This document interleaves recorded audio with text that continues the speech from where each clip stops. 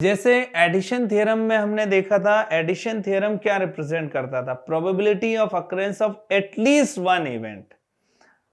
Multiplication theorem represent करता है probability of occurrence of two और more than events simultaneously. Simultaneous occurrence की probability को फाइंड करना है तो हम मल्टीप्लिकेशन थ्योरम का यूज करते हैं।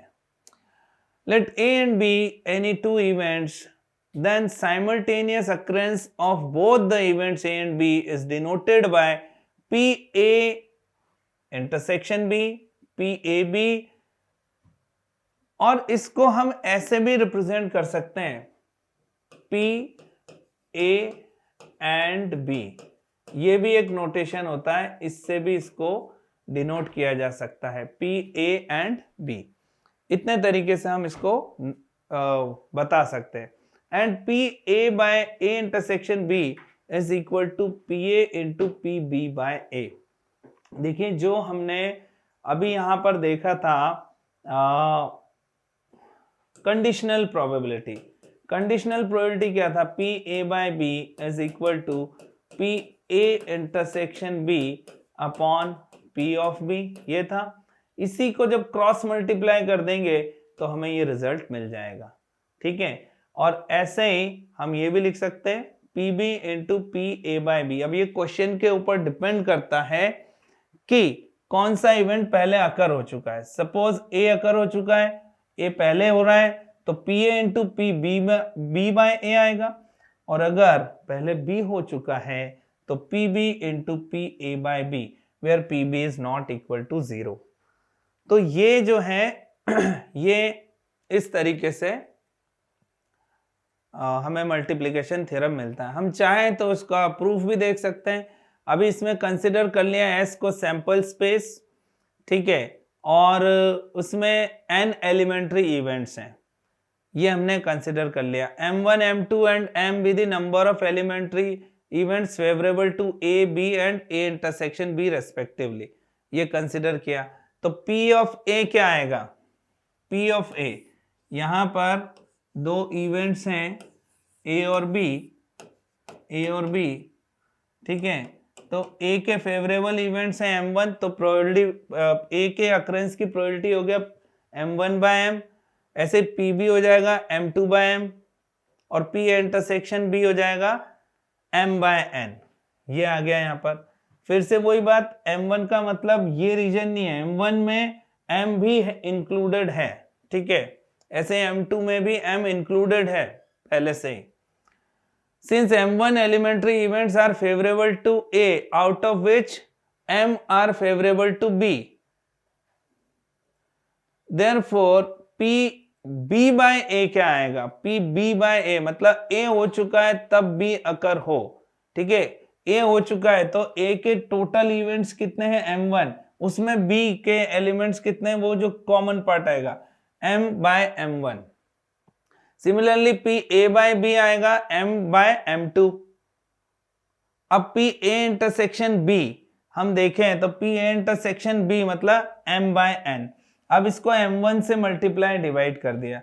जब इसको M1 से मल्टीप्लाई डिवाइड किया तो यहां पर ये जो है M बाय M2, ठीक है, और ये M बाय M1 हो गया P B बाय A, ठीक है, और ये जो है ये क्या बन गया? P ऑफ A, ठीक।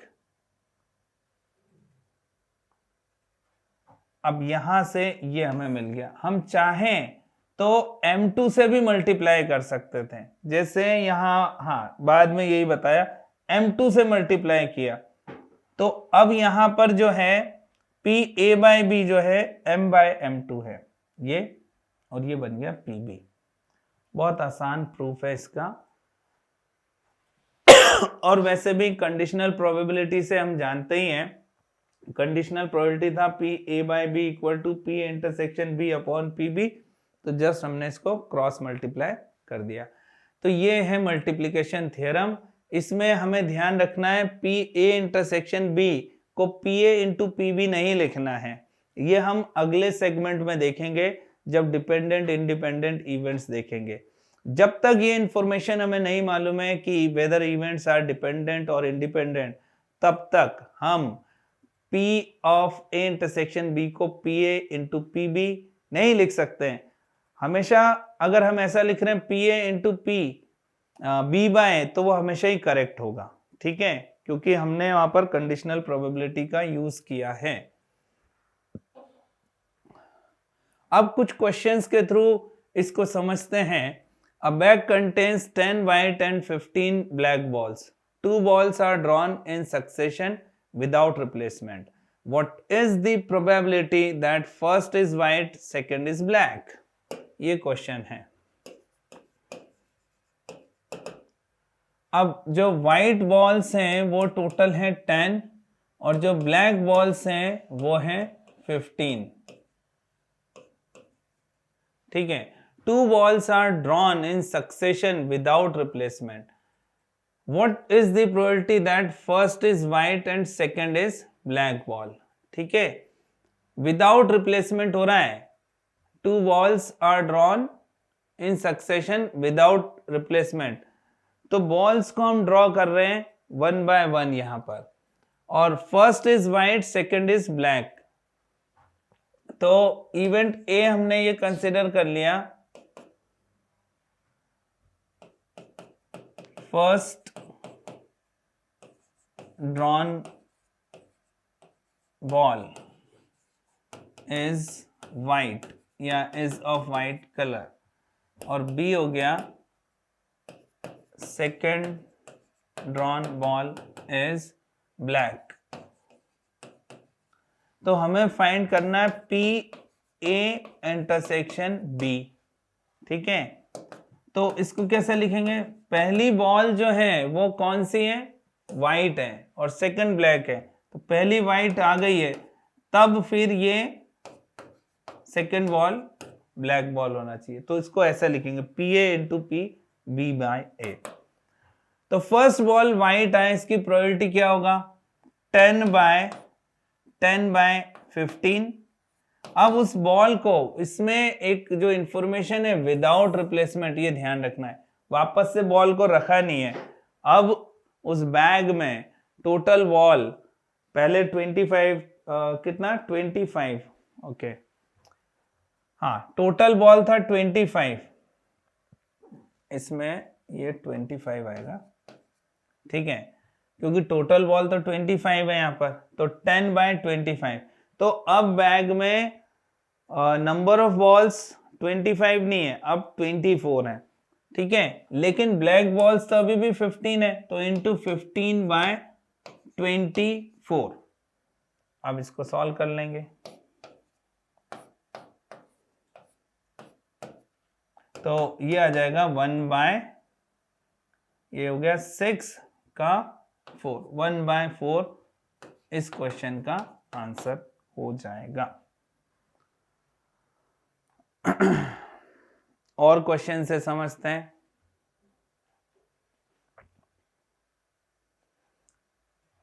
अब यहां पर इस क्वेश्चन में जो गिवन है पहले तो वो लिखिए। A bag contains 5 white, white जो है 5 है, रेड 7 है, ब्लैक 8 बॉल्स हैं।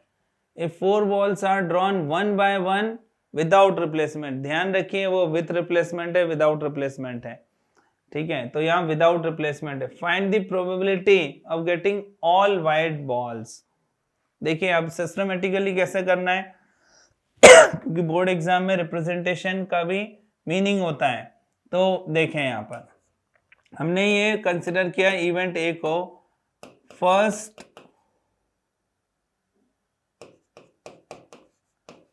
Drawn ball is white, B हो गया second drawn ball is white, C third drawn ball is white, और D fourth drawn ball is white. ये हमने कंसिडर कर लिया। हमें फाइंड करना है P A intersection B intersection C intersection D, यही फाइंड करना है। अब इसको हम कैसे लिख सकते हैं, this thing is equal to, पहली बॉल वाइट आ जाए। अब जब ये पहली बॉल वाइट आ गई है तो दूसरी बॉल वाइट आ जाए। जब ये दोनों वाइट आ चुकी हैं, ए इंटरसेक्शन बी मतलब दोनों, पहली और दूसरी वाइट आ चुकी है, तब तीसरी वाइट आए। और फिर पी, जब ये तीनों वाइट बॉल आ चुकी हैं तब फिर चौथी भी वाइट बॉल आए। ये अब इसको हम प्रोबेबिलिटीज, करस्पॉन्डिंग प्रोबेबिलिटीज यहाँ उसकी उनकी वैल्यूज को सब्स्टिट्यूट करते हैं। तो first drawn ball is white, तो टोटल कितना भाई, टोटल हो गया 15 मतलब 20 हो गया, 5/20। लेकिन अब बॉल जो है वापस से नहीं रखा है, तो टोटल बॉल हो गया 19 और वाइट बॉल भी एक कम हो गया क्योंकि फर्स्ट ड्रॉन बॉल हमने वाइट कंसिडर किया है। तो यह आ जाएगा 4/19, फिर ये हो जाएगा 3/18 और लास्ट वाला हो जाएगा 2/17। इसको अब हम सॉल्व कर लेंगे, आफ्टर मल्टीप्लिकेशन जो आएगा वही इसका आंसर होगा। ठीक, तो ये इस तरीके से मल्टीप्लिकेशन थ्योरम का यूज हुआ इस क्वेश्चन में। और देखते हैं, find the probability of drawing a diamond card in each of 2 consecutive draws from a well shuffled pack of cards if card drawn is not replaced after first draw. Find the probability of drawing a diamond card in each of 2 successive draws. तो ये भी एक simple question है। इसमें event A हो गया, first drawn card is, कौन सा बोल रहे हैं, डायमंड कार्ड, ठीक है, is diamond card, diamond card, ठीक है। और इवेंट बी ले लिया, second drawn card is diamond card, दोनों ही डायमंड कार्ड चाहिए हमें फाइंड करना है पी ए इंटरसेक्शन बी। तो पहला जो कार्ड है वो डायमंड कार्ड आ जाए, यानी पी ए, और जब वो पहला कार्ड डायमंड कार्ड आ गया है तब दूसरा भी आए, मीन्स पी बी बाय ए, ठीक है। अब यहां पर वैल्यूज पुट कर देते हैं। तो डायमंड कार्ड टोटल 13 होते हैं और टोटल कार्ड्स 52 हैं, ठीक है। तो find the probability of drawing a diamond card in each of 2, है ना। तो पहला कार्ड डायमंड कार्ड है, इसकी प्रोबेबिलिटी हो जाएगी 13C1 मींस 13/52 इनटू, अब दूसरा कार्ड भी डायमंड कार्ड आए तो उस कार्ड को वापस से हमने रिप्लेस नहीं किया है, तो अब टोटल कार्ड्स 51 हैं और इनमें भी डायमंड कार्ड अब 12 ही बचे हैं। तो इस तरीके से इसको अब हम सॉल्व कर लेंगे।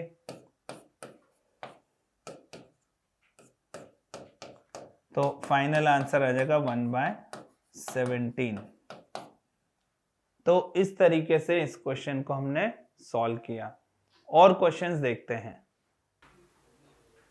तो नेक्स्ट क्वेश्चन है, 2 balls are drawn from a bag.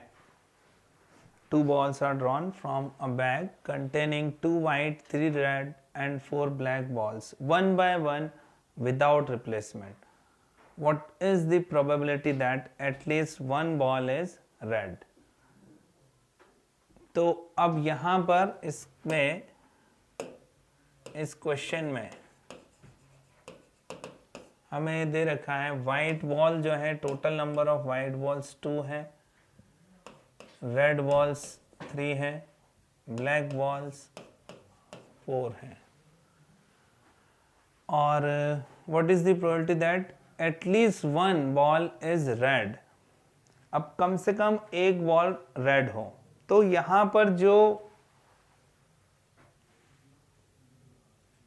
Event A है उसको हम ऐसा लिखते हैं कि गेटिंग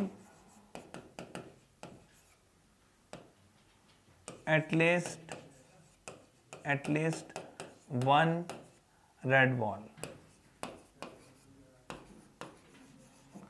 तो जब हम P ऑफ A फाइंड करेंगे तो यहां पर P ऑफ A क्या आएगा, इसके केसेस बनेंगे कि हो सकता है पहला जो बॉल है वो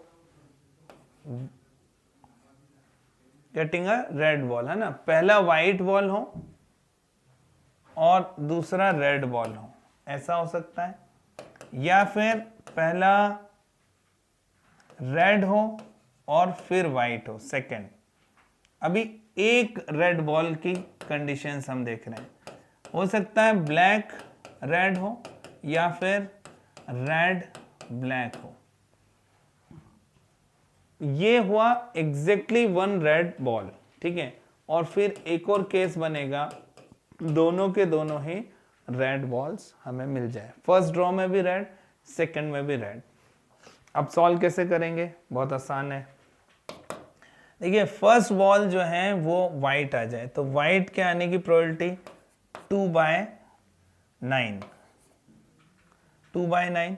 अब ये वाइट बॉल आ चुका है, तब रेड बॉल आए, रेड अभी भी 3 है, तो कितना क्या आएगा, 3/8 प्लस, फिर से पहला रेड आए तो 3/9, फिर वाइट, तो वाइट का है 2/8 क्योंकि एक बॉल वापस से हम रिप्लेस नहीं कर रहे हैं, विदाउट रिप्लेसमेंट बोला है, ठीक है। फिर यहां पर आएगा ब्लैक, तो 4/9, और फिर रेड आए, रेड कितना है 3/8। Next first one is red, मतलब 3/9 into second one is black 4/8, and last one first भी वाइट आए और सेकेंड भी, तो 2/9 into 1/8।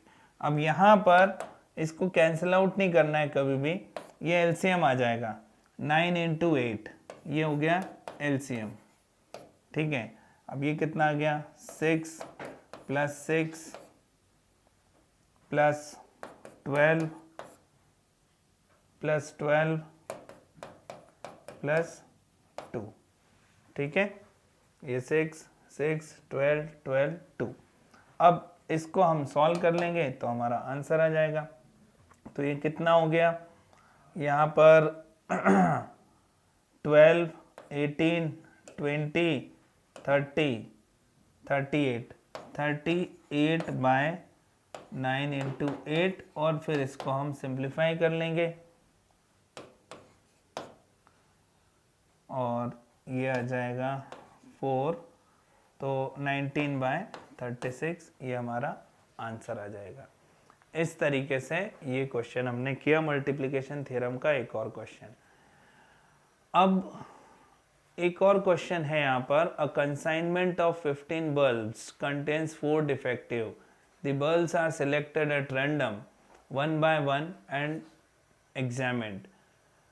The ones examined are not put back. What is the probability that 9th one examined is the last defective? ये एक अच्छा question है,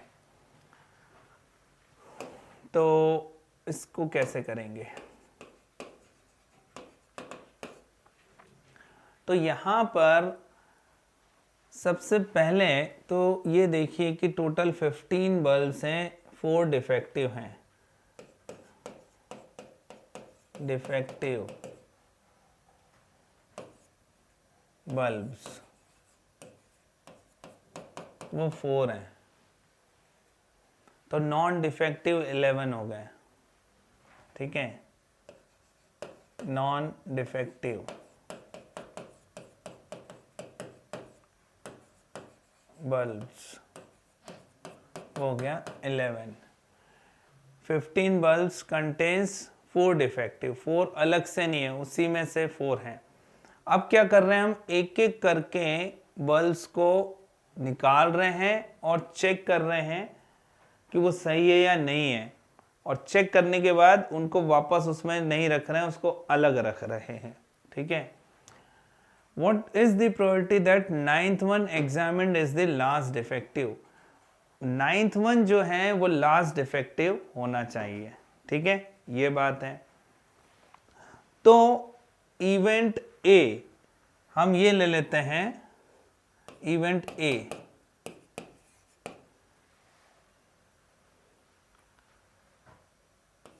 out of first 8 drawn bulbs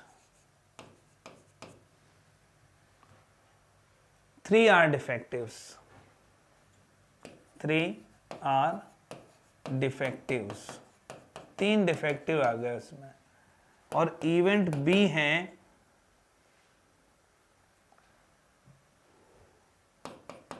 fourth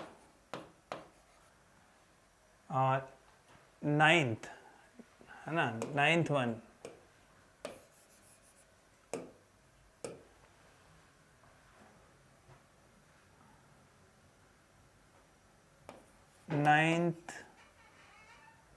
ninth one drawn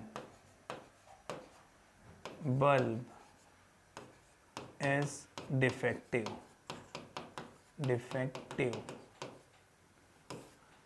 ठीक। तो हमें find क्या करना है, P A intersection B, which is P A into P A by B. अब सबसे पहले पी ए का मतलब है कि टोटल जो है हमने बल्ब्स ड्रॉ किए हैं 9 टाइम्स हम कर रहे हैं, तो उसमें से जो फर्स्ट 8 टाइम्स जो हमने बल्ब्स को ड्रॉ किया है उनमें से 3 हमें डिफेक्टिव मिल जाना चाहिए। तो उसकी प्रोबेबिलिटी, तो डिफेक्टिव बल्ब्स कितने हैं टोटल 4, तो ये हो जाएगा 4C3। तो उन 4 में से कोई 3 डिफेक्टिव हमें मिल जाना चाहिए। और जो 11 नॉन डिफेक्टिव हैं उनमें से हम 5 सिलेक्ट कर लेंगे, 11C5 डिवाइडेड बाय 15C8, 8 हम सिलेक्ट कर चुके हैं यहाँ पर, ठीक है, ये आ गया पी ऑफ ए। अब लास्ट डिफेक्टिव 9th वन जब हम डिफेक्टिव फाइंड कर रहे हैं तो टोटल 8 बल्ब्स हम ड्रॉ कर चुके हैं और उनको वापस रखा नहीं है। तो अब बैग में या बॉक्स में कितने बल्ब्स हैं, 7, और उसमें डिफेक्टिव कितना है, 1। ये हमारा आंसर होगा 4C3, 11C5, 15C8। इसको हम सॉल्व कर लेंगे, ठीक है, ये इसका आंसर है। और इस टाइप के क्वेश्चंस को करना हमें अच्छे से आना चाहिए। ऐसे क्वेश्चन IIT JEE एडवांस में भी पूछे जाते हैं।